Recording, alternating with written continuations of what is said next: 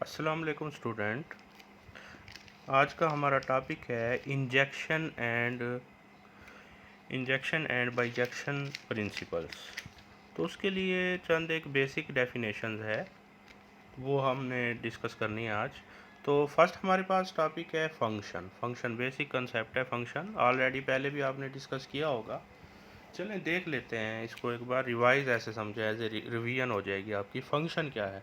Late करते हैं X and Y be non empty sets.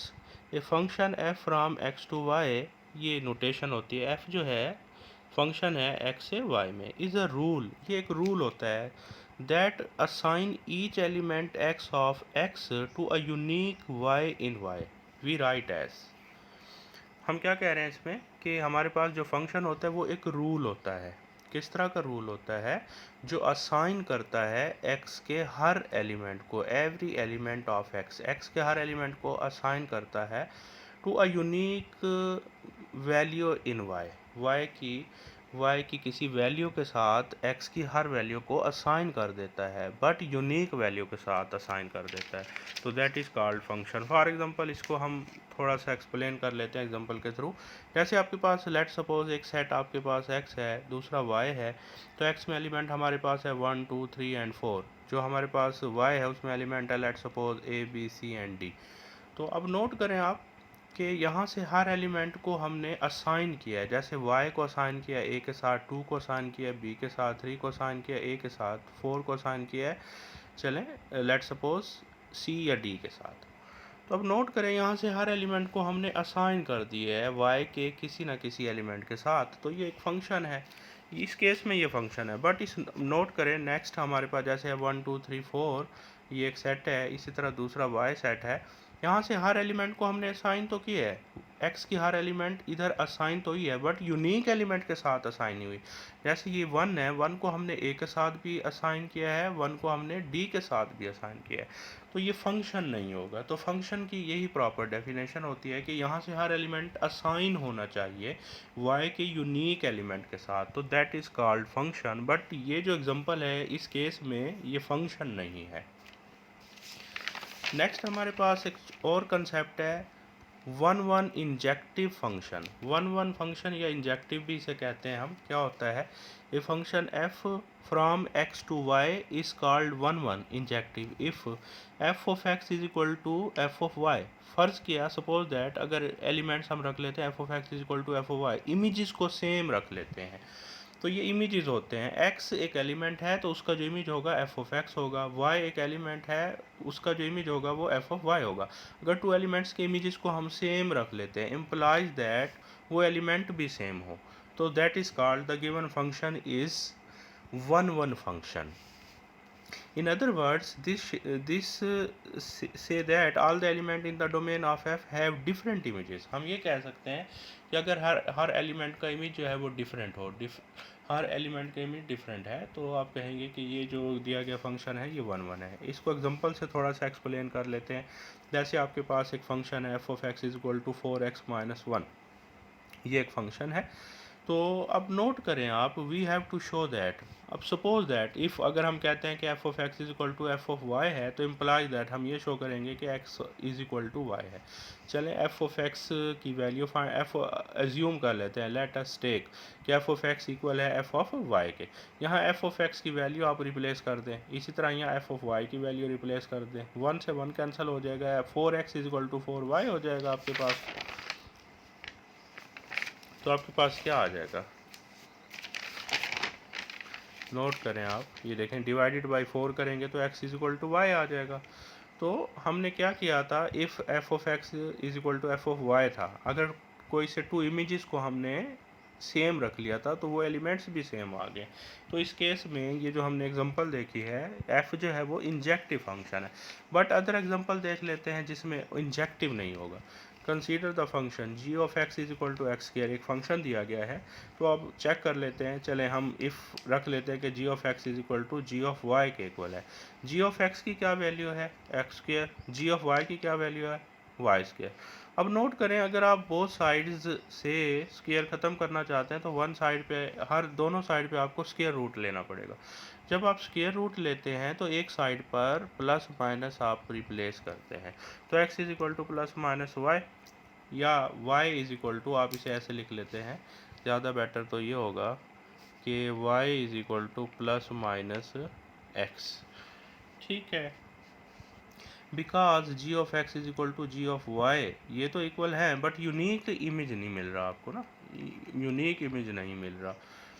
कहने का मकसद है x is equal to y आना चाहिए या y is equal to x, तो ये तो टू वैल्यूज़ के इक्वल आ रहा है ना। तो ये दिया गया जो फंक्शन है ये वन वन फंक्शन नहीं है या इंजेक्टिव नहीं है। इसी तरह आगे हमारे पास डेफिनेशन है onto surjective function. Onto function या सरजेक्टिव फंक्शन कौन सा होता है? तो ऑन टू फंक्शन देख लेते हैं, इसका प्रॉपर कंसेप्ट कि ऑन टू फंक्शन कौन सा होता है। A function is on to if and only if for every element y there is an element x such that f of x is equal to y। यानी कि हम ये कहना चाह रहे हैं, आप नोट करें कि अगर टू सेट्स के दरमियान आप एक मैपिंग ले रहे हैं, जो फर्स्ट सेट होता है उसे हम डोमेन कहते हैं और जो सेकंड सेट होता है उसे हम को डोमेन कह देते हैं। यहाँ हम ये कहना चाह रहे हैं कि को डोमेन का हर एलिमेंट का प्री इमेज मौजूद होना चाहिए x में, यानी कि हर एलिमेंट को, हर इमेज का कोई प्री इमेज होना चाहिए। जैसे फॉर एग्जांपल देखें, इन अदर वर्ड्स हम कह सकते हैं, अदर वर्ड्स में, in other words each element in the codomain of f has the pre image. जैसे फॉर एग्जांपल ये आपके पास एक फंक्शन दिया गया, ये फंक्शन है। अब नोट करें, ये जो है ना ये कोडोमेन कहलाता है। ये y जो है, y को हम कहते हैं ये कोडोमेन है। ठीक है, तो यहाँ से हर एलिमेंट का प्री इमेज यहाँ पे मौजूद है। जैसे ए का इमेज भी मौजूद है, बी का इमेज भी मौजूद है, सी का, यहाँ पे कोई ऐसा एलिमेंट नहीं है जिसका यहाँ पे प्री इमेज एग्जिस्ट ना करता हो। तो ये एग्जांपल है किसकी, ये जो मैपिंग आपके पास है ये ऑन टू मैपिंग है या सरजेक्टिव मैपिंग है। अच्छा, एक और बात आप देख लें कि ये जो आपके पास मैपिंग है ये इंजेक्टिव नहीं है, मीन के वन वन नहीं है ये, बट सरजेक्टिव ज़रूर है। तो इंजेक्टिव नहीं है, सरजेक्टिव मैपिंग है। Clearly each element of codomain has a pre image is onto function. तो ये एक ऑन टू फंक्शन है। जैसे एग्जांपल हम ले लेते हैं, आपके पास फॉर एग्जांपल f एक फंक्शन है, सेट ऑफ रियल नंबर से सेट ऑफ रियल नंबर में डिफाइन ऐसे है कि f of x is equal to 4x minus 1। तो f ऑफ x किसके इक्वल होता है? y के इक्वल होता है। f ऑफ x इक्वल होता है y के। तो यहाँ से आप x की वैल्यू अगर फाइंड आउट कर लें तो x की वैल्यू ये आ जाएगी आपके पास, x की वैल्यू आ चुकी है आपके पास। तो यहाँ से अब since for all y there exist image in, यहाँ आप कोई भी वैल्यू आप लें, y की रिप्लेस करें, आपको x का कोई भी आंसर मिल जाएगा। मीन के हर वैल्यू का उस साइड पर प्री इमेज आपके पास मौजूद है। तो ये जो दिया गया फंक्शन है ये ऑन टू फंक्शन है। एक और एग्जांपल देख लेते हैं जिसमें वो ऑन टू फंक्शन नहीं होगा। जैसे आपके पास एक फंक्शन है, लेट सपोज हमारे पास एक फंक्शन है, एग्जांपल नंबर 2 में कंसीडर अगेन द फंक्शन, दोबारा एक और फंक्शन ले लेते हैं। जैसे सेट ऑफ रियल नंबर से set of real number, g of x is equal to x square एक फंक्शन है। अब आप नोट करें, यहाँ पे एक्स स्क्वायर है, यहाँ पे वाई है, यहाँ पे हर वैल्यू का यहाँ पे प्री इमेज मौजूद नहीं होगा। कैसे? जैसे ये आपके पास है, फॉर एग्जांपल इसमें हम लेते हैं माइनस वाई, तो y is equal to minus 1। यहाँ पर अगर -1 लेते हैं, -2 लेते हैं, -3 लेते हैं, तो उस साइड पर उसका इमेज एग्जिस्ट नहीं करेगा। उसकी रीज़न क्या है? उसकी रीज़न सिंपल ये है कि यहाँ पे जितनी भी वैल्यूज़ आपके पास हैं वो सारी की सारी पॉजिटिव हैं। यहाँ सारी की सारी वैल्यू पॉजिटिव हैं, यानी कि हम ये कह रहे हैं कि इमेज जो है वो पॉजिटिव आना चाहिए।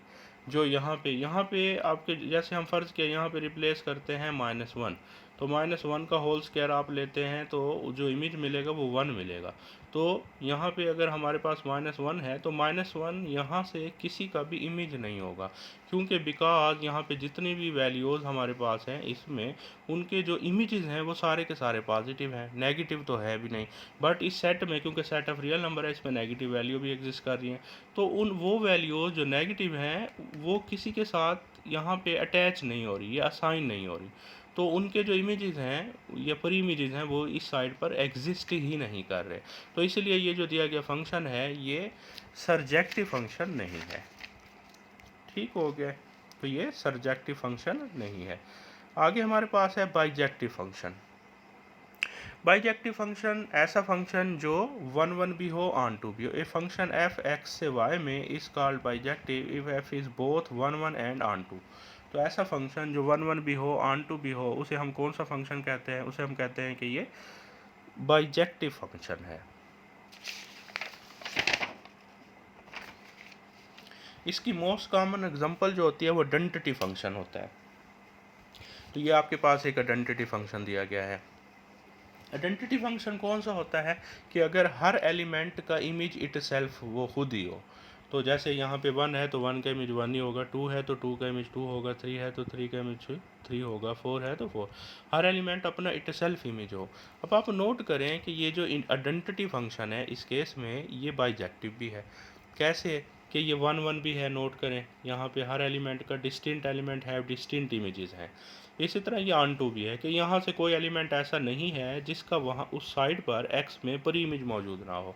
तो ये फंक्शन जो है 1 भी है, ऑन टू भी है, तो आप कहेंगे कि ये बाइजेक्टिव फंक्शन है। इन वर्ड्स में अगर हम कहें no element in the codomain, कि कोडोमेन में कोई भी ऐसा एलिमेंट नहीं होना चाहिए ऑफ एफ हैज़ 2 और मोर प्री इमेजेस, जिसके 2 या 2 से ज़्यादा इमेजेस हो। Number 1 and each element in the codomain of F has a pre image, कि यहाँ से कोई भी ऐसा एलिमेंट नहीं होना चाहिए जिसके एक से ज़्यादा इमेजेस हों, नंबर 1।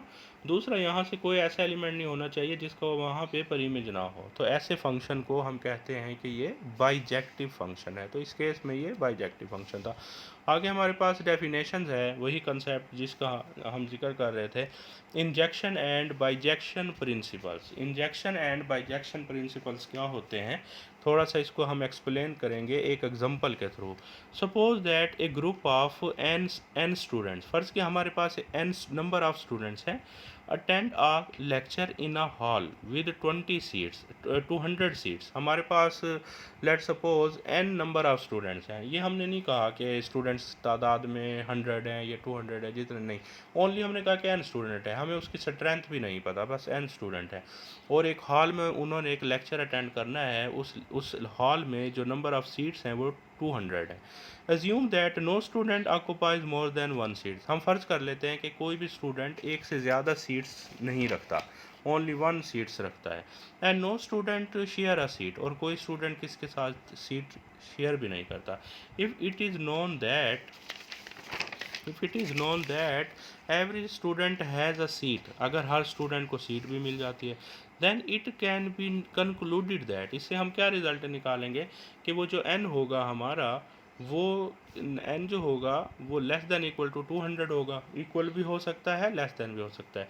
देखिए, अगर तो हॉल में टोटल नंबर ऑफ़ सीट्स हैं ही 200 हैं, तो आप नोट करें कि हर स्टूडेंट्स को जो है ना वो 1 सीट को ऑक्यूपाई कर रहा है और किसके साथ शेयर भी नहीं कर रहा सीट। तो इसका मतलब है जितने नंबर ऑफ़ स्टूडेंट है उतने नंबर ऑफ़ सीट्स हो सकती हैं। दूसरी लॉजिक ये हो सकती है कि हो सकता है कि उस हॉल में जितने नंबर ऑफ़ स्टूडेंट्स हैं उससे ज़्यादा सीट्स हों, तो फिर नंबर ऑफ़ शेयर ज़्यादा हो जाएंगे, इसलिए ग्रेटर। तो ये हमारे पास 2 कंडीशंस हो सकती हैं, एक ग्रेटर की कंडीशन हो सकती है, दूसरी इक्वलिटी की कंडीशन हो सकती है। देखें further, if it is known that no seat is vacant, अगर हम कहते हैं कि फ़र्ज़ कि हमें ये मालूम है कि कोई सीट वीकेंट भी नहीं है, then we are sure that, तो हम श्योरली कह सकते हैं कि एन जो है वो किसके इक्वल होगा, 200 के इक्वल होगा। कि जितने वहाँ पे कोई सीट वीकेंट भी नहीं पड़ी, तो जितने नंबर ऑफ़ स्टूडेंट थे उतनी नंबर ऑफ़ चेयर्स हैं, तो कोई सीट, तो n is equal to 200, mean के number of student is equal to number of seats without actually counting the number of student. यहाँ हमने स्टूडेंट काउंट नहीं किए। This example will illustrate two simple principles that are going to state before stating the concerned principle we discuss the concept of injection and bijection। देखिए हमने number of students को यहाँ पे count नहीं किया और हमने ये अंदाज़ा लगा लिया है कि वहाँ पे number of seats greater than है या लेस देन है स्टूडेंट्स की तादाद से, या नंबर ऑफ़ स्टूडेंट्स हमें पता चल गया है कि कितने। द इंजेक्शन प्रिंसिपल क्या है? Let A and B two finite sets. फ़र्ज़ किया हमारे पास A and B two finite sets हैं। If there is an injection from A to B, अगर इनके दरमियान जो मैपिंग है, ए से बी के दरमियान जो मैपिंग है वो इंजेक्टिव हो, देन वी से दैट ए की जो कार्डिनलिटी है, यानी कि ए का जो आर्डर है वो लेस देन इक्वल होगा बी के आर्डर से। ठीक है, ये अंडरस्टूड होगा। ये प्रिंसिपल है बेसिकली जो हमने यहाँ से कंक्लूजन निकाला है।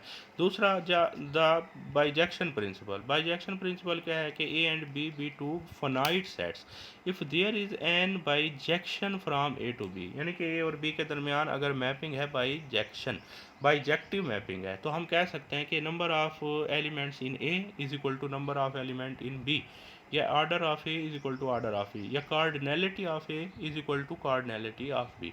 That is called bijection principle, और ये इंजेक्शन प्रिंसिपल है। ठीक हो गया। चलें इसको आप देखना, अगर इसमें कोई कन्फ्यूजन वगैरह हुई तो आप डिस्कस कर लीजिएगा।